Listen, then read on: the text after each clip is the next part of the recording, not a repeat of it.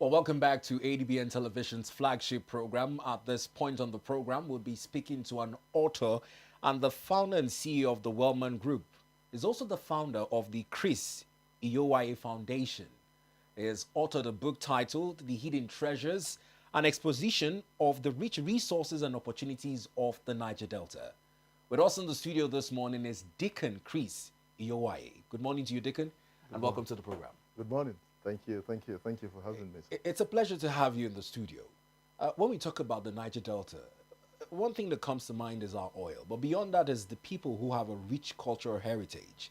Now, when you look at the title of your book, At One Glance, The Hidden Treasures, which are you referring to? The oil or the potentials of the people of the Niger Delta? Well, first and foremost, thank you for having me and on the Morning Express. Every time you talk about, the Niger Delta, just like you've said, what potencies, the militancy, the agitations, beyond that. But beyond all of that, sir, there's a rich resource, both human and natural, beyond hydrocarbon, that people don't see. And over the years, I've looked at this and I begin to wonder, why are they not seeing it? And I go around the world, delivering lectures on the opportunities for investment in that particular area. And there's been an enormous pressure on me to reduce this into a book so that people can see what it is. So that's the motivation for this book. And I believe it's going to be a roadmap, the way people see Niger Delta going forward. Now, looking at the book, we have a copy. It's on the table here in the studio. But at one glance, I've had the opportunity to look at the foreword as well, written by one of our former presidents. But before we get into that, the book in itself is over 202 pages. We'll see if we can go through it chapter by chapter, not to take away from it, but also allow for persons who intend to read it, not to spoil it for them. But just talk us through it. 202 pages. How long did it take you, and why the choice of a former president to do the foreword? Well, it took me quite some time because what you're having in this book is a compendium of, the lectures, the speeches, that I've been doing over the years. They've been, like I said, pressures, to reduce this into writing. And time will tell. I will tell the true story. I'm sure that's a story for another day. I feel that for somebody in the stature of a former president, good lucky Billy Jonathan, to do the forward. He himself, being from the Niger Delta, one of the most foremost icons, from the Niger Delta. I felt that, there's nobody better placed than himself, with that kind of background, to do the forward to this book. And when I handed, the manuscript, he took time, to go into it and say, look, this is a great work. And he obliged us to do the forward, and that's what you can see there. Now, it's quite symbolic for me looking from the outward and listening to you speak about your choice of him being a Niger Delta son. But for most Nigerians and, by extension, Africans, one thing they would remember him for, which is most recent, is conceding defeat in an election and saying that the blood of no Nigerian is what him striving for an election. And this has gone on to more or less become a beacon of hope that there might be elections where people congratulate winners without having to resort to litigations or even ungentlemanly ways of resolving their disputes. What do you make of the view in which he's now being seen and the fact that he's an ambassador of the Niger Delta in that regard? Well, the truth of the matter is that, the choice of him, just as I've said, to do the forward to this book is because he's a foremost Niger Delta icon. I don't want to be dragged into anything outside that, to be quite honest. I want to stay with the agenda, which is this book, which is this book. I want to sell there's something I have in this book, and that's, why I'm here. Very well then, let's bring our focus to the book. I had said 202 pages, 14 chapters. We'll begin with one thing that sells the region in itself, looking at the Niger Delta, the overview. A land so blessed. But many say this blessing in some way has come with a few curses. How do we rewrite this narrative, in your view, as you've brilliantly put in your book? Well, the truth is that, one thing this book wants to do is to change that narrative. Like I said, every time you talk about the region, it's all about, militancy, agitations, and all that. But it goes far beyond that. The place is so blessed with, both natural and human resources. particularly the human, in doing all of this work, on a particular chapter, you see that I think chapter 2 or so, you find that the icons, that from that area, or no matter the strata, society that you're looking about, whether you're talking about education, you're talking about the corporate world, you're talking about religion, just give it any name. You find that the people that comes from that region, and when I say the Niger Delta, I'm talking about from Ondo to Abia, which are the Niger Delta states. Those are the regions I've seen. It is monumental, in terms of work, in terms of the deliverables that you can find, coming from that area. So beyond anything, I want to say, without having to mince words, that look, what we have in terms of both natural and human resources, it goes beyond anything. It goes beyond even hydrocarbon. They know us, when they talk about hydrocarbon, so it comes from that area. But beyond that, there are pages in this book you can find out, that the mapping of the area where you have other, minerals and resources that, that we can, if properly marketed and harnessed, those resources can take us, for another probably 100 and 200 years. The truth of the matter, sir, people now talk about lithium, as the new gold, But if you look at the mapping from that particular area, like I've just said, from Ondo to Abia, you'll be amazed the kind of resources.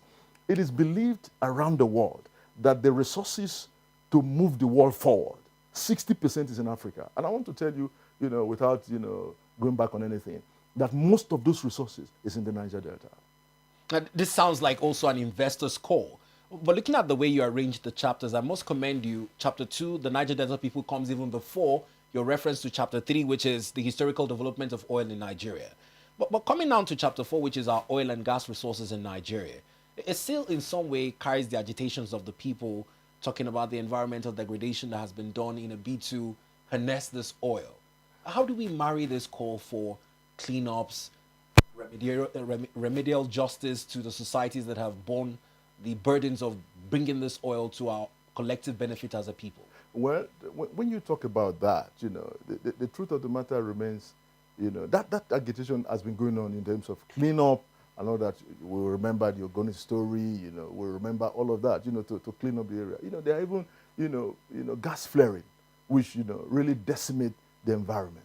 And if you look at the rains that come from that area, you know that it's acidic in nature, which can be is traceable, to gas exploitation over the years. But what we are not saying, more than anything, is that, there should be responsible, exploitation of these resources, where you exploit and put back. This is something, that is missing. But what I want to say, like you rightly said, the Niger Delta is an investor's heaven. Taking away, even hydrocarbon. Let's leave hydrocarbon. Though I've had time to zero down on hydrocarbon. That's something we are known for. I've taken time to look at that. But beyond that, there are more than the soil is fertile, the minerals are all over the place, and this has been overlooked, for so many years. And I want investors to look at it, and so that we can make, the resources and the revenues accrued from hydrocarbon, we can make it a child's play. Now, just to buttress your points when you said that this book is a national economic compendium and a strategic development plan, looking at chapter 5, it says security in the Niger Delta, leveraging technology to attract investment. Walk us through what came to mind when you penned down that chapter. Well, I'll tell you, more often than not, as you go around the world, there's the issue of trust and there's the issue of insecurity.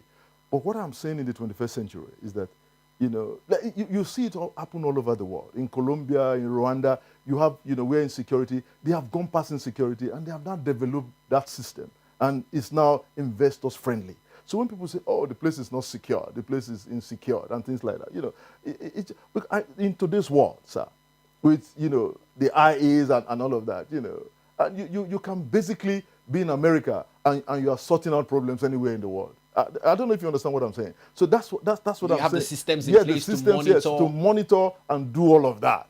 So I don't want people to take it home that, okay, the place is insecure. No, there's so much more. And the insecurity that you see in that place is because the system has failed the people. That's a story for another day. Even talking about insecurity, far be it from the days of militancy, now you just have pockets of reports of some oil theft. It's not as though persons are killed in their numbers like we have in other regions of the country and whatnot. Relatively, when you compare, there seems to be a downward decline in the reported number of disturbances and security tensions in the place. What would you accredit this to in your book? Well, some of the things that are taken, that you see, some steps have been taken, by the federal government, to get a security company, the company called Tantita, they have looked at some of those things and they find ways, to try and resolving, some of those problems, that lead to, oil theft and things like that. So that has, a bit, but beyond that, I still think that, there's a lot more to be done if there's partnership between the government and the people. And the people are having a buy-in, not that you're having, a stopgap situation to be able to look at the situation as it is now, But what we are saying beyond that, if there's, engagement between the people and the government, the place can be secure. Because right now, even if we move in the waterway, you still see heavy security presence, which I think, is not good for business. Now I'll skip 6 and 7 and come to 8. And I like what I call it, the curiosity it sparks when you look at the title of the chapter. It says the emerging potential. Talking about the Niger Delta in respect to its emerging potential. Not to spoil the books for people who intend to read, but walk us through why you called it the emerging potential. Well, the emerging potential, it goes back to, the investment opportunities that are there. And, and we now see that people are beginning to take advantage. And you will see in a particular chapter where I mentioned people who have invested in the area. And, they are now global icons by reason of their investment, who have invested in, in oil and gas. And you can see that. And we now see that there's emerging potentials of people who want to take advantage. And so this book now wants to kind of fast track that so that, you see what is in the area and you know what can be done. Because more than anything, we are saying, look, this is what is available. This is what you can get from this when you do this kind of investment. Because we believe that, what we have now can be a child's play if, the potential can be properly harnessed. So that's what it is, sir. And now, I like this emerging potential as well. And if I were to make imputes, even if I had the privilege of reviewing the book, which of course I don't at the moment, talking about the emerging potential in terms of human capital, people also question our reading culture. That's why I'm happy when I saw the lineup that you promoting your book on the program this morning. Do you believe that our reading culture is dwindling, or how do we reinvoke this reading culture for persons who better benefits from such beautiful piece of works like you've done? Well, like you said, all over when you go to different forums, that if you want to keep anything safely, just put it in the book. That is going to be safe. The reading culture over the years, I come from a generation where we read. We read anything that we can find. Back in the days of the Newswatch, Newsweek, we do a lot of reading. But we find that culture, is really dwindling. But what I expect, because of what I've had to put together in this book, that is going to spark off, that what we used to have in the past. People will be willing to read this book because it's simple English. You don't have to struggle to read and understand it. I'm sure there will be a fresh hunger, by reason of this book, which I believe that's another thing that will happen. By this book. Now, taking us even further back into some of the attributes of the glory days, much like you've said, where the rich reading culture was there, there was also a rich stay on agriculture, which happens to be the title for chapter 11, Agricultural Potentials in the Niger Delta. There's a narrative going around that the exploration has degraded the environment so much so that the water and the soil are not as blessed as they used to be. What does this chapter speak to in terms of that insinuation in the book? Well, agriculture, agribusiness is a vast business, and I don't want to agree with that narrative. The soil is as fertile as anything. I remember my young boy came home one day and they gave him an assignment, to put bean seedling in the soil, and then see and then monitor it and see how the beans, would germinate. I tell you, we put that bean seedling in the morning of today. By the next morning, there was blade.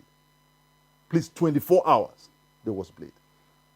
The soil is so fertile and it's not been touched. I can tell you that for free, sir.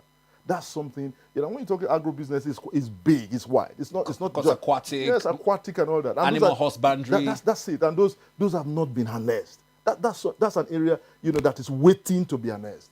And the people need to understand that. The investors need to understand what we have. The soil is as fertile as anything, and the land is vast. And you go all around the Niger Delta, you see, great, soils that, that are really fertile and are ready for agriculture. And I really hope that these opportunities, they can take advantage of this opportunity. These are the things, that I've had to outline in this book. And I'm really hoping, that investors will look at it around the world as we begin to promote this idea of what we have in the Niger Delta. Now, still speaking about the agricultural potentials of the Niger Delta in terms of the aquatic life and industries that combine, people talk about the vast abundance of the fauna we have in our waters. Can we see industries coming to can some of the fishes like we have the ones we import and make it a thriving businesses that employs even labor from the Niger Delta? What's your vision in that regard, sir? Oh, but I'll tell you, that's an area that has not been tapped at all. The ocean economy, the blue economy in those areas, it has not been tapped at all. It's waiting to be harnessed. And you see, some of us who have been in the business space, I'm in a particular area, but when you see those areas that have been untapped, it just makes you understand. We need people who will promote this business, who will tell the world what we have. That's what this book is saying. And I really hope, that by the time we unveil on the 21st here in Abuja, and then in Warri on the 25th of November, people will see what is there. Because on that day, we are going to unveil it, what we really have, so that people can see and take advantage. Because I tell you, on the aquatic side of agriculture, it's gone on tap for so many years. And that's what I believe that this book is about to change. I mean, a little bit more curious, because when you look at chapter 12, Harnessing the Blue Economy, at the time of writing the book, did you have the foresight that the current administration will be creating a ministry entirely dedicated to blue economy? Well, we didn't have that, but we saw that. Probably, I know a number of individuals would have pointed that out, that this is something that we need to harness at this time. So kudos to them, but there's still a lot more work to be done. Well, you're a deacon, so I might say you tapped into some spiritual revelation to see into the future, if that's correct. But notwithstanding, I hear you already promoting the book launch scheduled to take place here in Abuja and in Delta, 21st and 25th. Care to throw more light on that, should in case viewers at home want to be a part of the event? Well, we are really calling upon the general public. There comes a time in the life of a people where things must change, and we think the time is now. I've taken time from my work over the years, from my engagement in the business space over the years, to put something down. And they said, if you want to put something down for posterity, the best way to do it is reduce it in a book. And I've done that. I've taken time to do that. And I want to say that a lot of work has gone into this, and we want to engage the people, and we want to tell them that, look, on the 21st of November, in Ladi Kwali, all here in Abuja Continental, we'll be unveiling in the Abuja area. And on the 25th of November, we'll be unveiling in Delta, in Warri, in the Monarchy Center. And we are really encouraging people to be part of it, and we believe that it's going to be a great time together. Now, I know for the benefits of those who are not just here in the country, because our viewership is quite large, those in the diaspora, is there a means for people to pre-order the book, say for e-copies of it, or how can people begin to ensure that they grab a copy while the copies last? Oh, no, we have a robust arrangement to look after that, for people to grab their copies, their e-copies, more than anything. Now, lastly, it's important to note that I also see that there's supposed to be a clarion call to action for proud Niger Delta sons and daughters in terms of redefining the narrative around the region. We talk about action calls every now and again, but the major challenge is in being able to hold persons accountable, that it is indeed a collective action that takes not just the one person, not just the one book, but the entirety of sons and daughters of that region. Would you care to re-echo that clarion call this morning? Yes, I will. That's something that's, so some of us is a burden in our hearts, to see that, you have those calls and it's just, being reduced to just species and, having events. There's not been a real action, to try and, to redirect the narrative of the region. But I believe these are some of the efforts that we are doing by reason of this book, where there are physical engagements, people are talking, and we are now beginning to say, look, there has to be a difference. The truth of the matter, sir, by what I've done in these books, sir, I've just simply said, look, we are giving much more, to the world. That region has been a gift, to this nation in terms of both natural and human resources. And the time for action is now, because if you come to the region, though it's blessed, but you can't see, which is not good.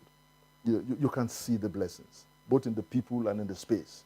So we are saying, there's there's a call for action, and that's what, in our own little way, we have been able to reduce this to a book, and we believe that the people, the powers that be, as it were, will listen to this, and then there will be a genuine call for action. Well, Deacon Chris, thank you for taking our time and finding us worthy to be one of the first outlets to preach this message and also join in the clarion call to Niger Delta sons and, by extension, Nigerians who indeed want to see our nation rise to its God-given potential. We appreciate you, sir. Thank you so much for having me. I'm so grateful to be here. Well, Deacon Chris Iyovwaye in our studios live this morning as he talks about his new book, The Hidden Treasures, an exposition of the rich resource and opportunities of the Niger Delta. He's called it a national economic compendium, a strategic development plan, and a moral call to all Niger Deltans and, by extension, Nigerians who indeed want to see the nation and the region rise to its God-given potential, changing the narratives on what the region is and its potential to investors. It's a 202-paged book with 14 chapters, and he's also given out the dates for which you can be a part of the book launch on the 21st at the Lady Kwali Hall in Abuja and on the 25th in Delta. You know how to find him online as well on his Facebook page. He's also the founder of the Wellmann Group, an author and an entrepreneur, one who has distinguished himself enough to write it down on the pages for history to hold him and for prosperity to recount his efforts in lending his voice to the clarion call. My name is Beat O'Brien, thanking you for being a part of this discussion this morning. Do note that you can rewatch this discussion live on our YouTube channel and on our Facebook page. We'll take a break, and at the top of the hour, our Abuja Sports editor would be in the studio to demystify some of the controversies surrounding the preparations for the Super Eagles playoff against Gabon, scheduled for tomorrow, Thursday, over what many are saying is unpaid match bonuses and allowances. Keep a date with Samuel Adeleke at the top of the hour.